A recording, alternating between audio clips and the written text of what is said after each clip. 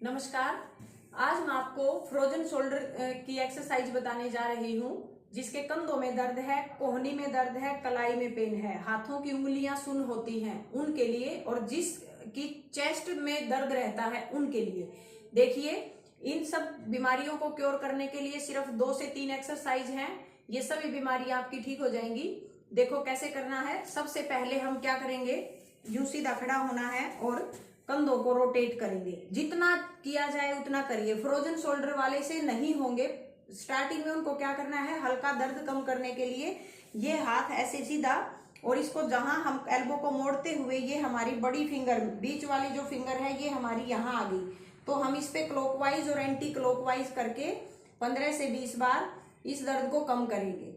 यहाँ से कम करने के बाद फिर हमारा कंधा जो है वो काम करना शुरू कर देगा, और थोड़ा सा हम यहाँ से दबाएंगे टाइट, इससे यहाँ सर्कुलेशन बढ़ जाएगा, तो आप एक्सरसाइज के लिए रेडी हो जाओगे। ऐसे ये देखो, जहाँ हड्डी के नीचे यूं दबाओगे ना तो एक पॉइंट मिलेगा, वहां थोड़ा दर्द मिलेगा, जिसको फ्रोजन शोल्डर होता है, कंधे में दर्द होता है। तो इसको पे क्लॉकवाइज और एंटी क्लॉकवाइज करिए, और थोड़ा सा इस हाथ के पास यहाँ पर मसल्स को टाइट दबाइए। इतना सा करने के बाद फिर हमें क्या करना है, ऐसे रोटेट करने हैं कंधे। ये स्टार्टिंग में थोड़ा कम होगा, लेकिन आप अपने अभ्यास को जारी रखिए। फिर हम इसका रिवर्स करेंगे।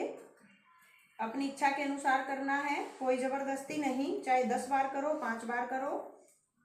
फिर हमें इनहेल करते हुए अपने कंधे को ऊपर की तरफ उठाना है, और एक्सहेल करके लूज छोड़ देना है। फिर से इनहेल करेंगे,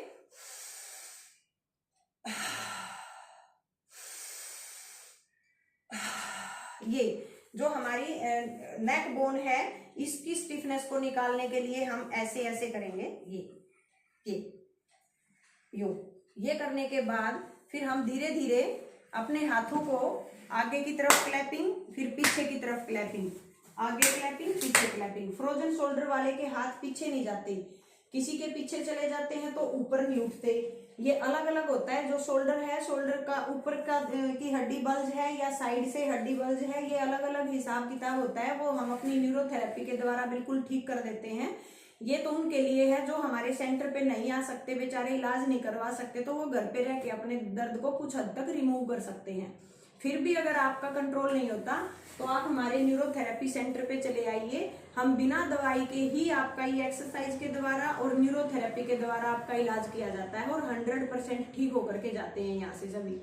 तो उसके बाद फिर आगे क्लैपिंग, पीछे क्लैपिंग, आगे पीछे, ये भी आप अपनी इच्छा के अनुसार करिए। और फिर इस हाथ को कई क्या करते हैं, कंधे के दर्द की वजह से डॉक्टर ने बोल दिया कि इसको हिलाना किस कंडीशन में नहीं है, कोई इंजरी हुई है या फ्रैक्चर आया है तो मत हिलाओ आप।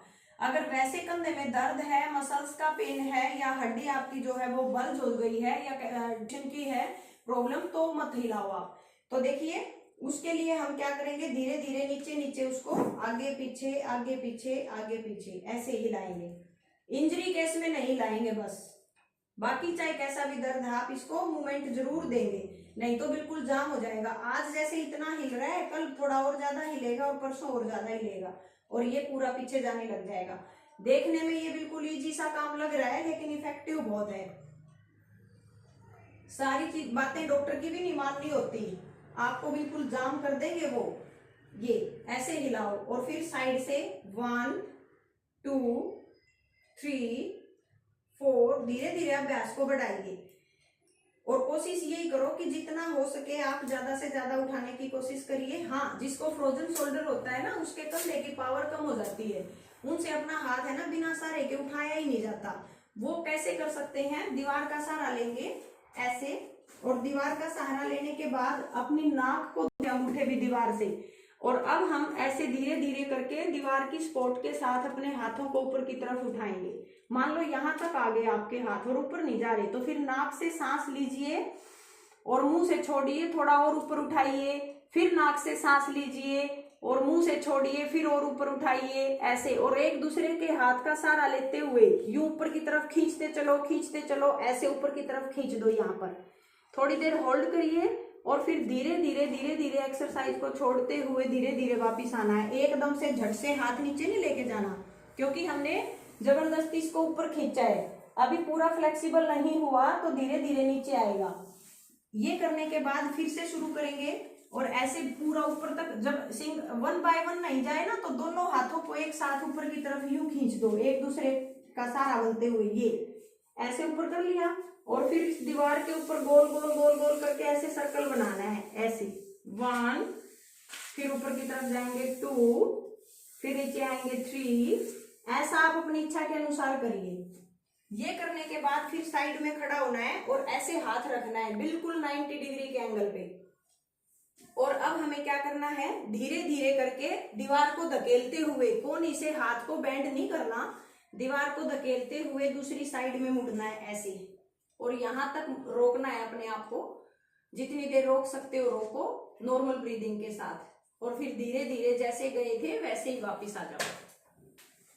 दोनों हाथों से बराबर करना है। फिर इस हाथ को हम नीचे कर लेंगे, यानी कि हमारी हथेली ऊपर चली गई और उंगलियां नीचे आ गई। अब हमें मुड़ना नहीं है, सिर्फ गर्दन पीछे जाएगी। 90 डिग्री के एंगल पे ही रखेंगे अपने हाथ को, ऐसे लंबा सांस लेंगे और सांस को खाली करते हुए गर्दन को पूरा पीछे की तरफ मोड़ेंगे। जब आपकी गर्दन पूरी पीछे मुड़ेगी तो आपकी हाथों की मसल्स खींचेंगी। इधर वाली मसल्स आगे की तरफ आ जाती हैं और आगे वाली मसल्स पीछे की तरफ चली जाती हैं। वो कैसे जाती हैं? बेड पोस्चर के कारण, जो सिर के नीचे हाथ दबा के सोते हैं, कभी कोई फिजिकल एक्सरसाइज नहीं करते, वो मसल्स उनकी अपनी डायरेक्शन को छोड़ के दूसरी जगह सेट हो जाती हैं। तो जिसके हाथ में दर्द होगा ना, वो ऐसे करते टाइम देखना कितना दर्द फील करेगा। वो जब आप ऐसे करोगे डेली तो वो अपनी जगह पे वापस चली जाएंगी और फिर धीरे धीरे छोड़ दो। जैसे अब यहाँ मेरा हाथ बिल्कुल सीधा है, लेकिन ये सीधा ही नहीं होता हाथ, यहाँ से ऐसे बैंड रहेगा। सीधा हाथ करेंगे तो दर्द होगा, यानी कि इधर वाली मसल्स यहाँ घुसी हुई है। तो इनकी मालिश भी ऐसे इस तरीके से करो। अंदर की तरफ हाथ है तो बाहर की तरफ मालिश होगी, और बाहर की तरफ मुड़ा हुआ है तो अंदर की तरफ मालिश होगी। जब 10-15 दिन आप ये काम करोगे तो बिल्कुल आप यूं लगा लो कि 40% तो आपको आराम आ जाएगा 2 दिन में ही, और बाकी 100% ठीक हो जाओगे। ये एक्सरसाइज रूटीन से करोगे, तब तक करो जब तक पूरे हाथ नहीं खुलते आपकी। Thank you.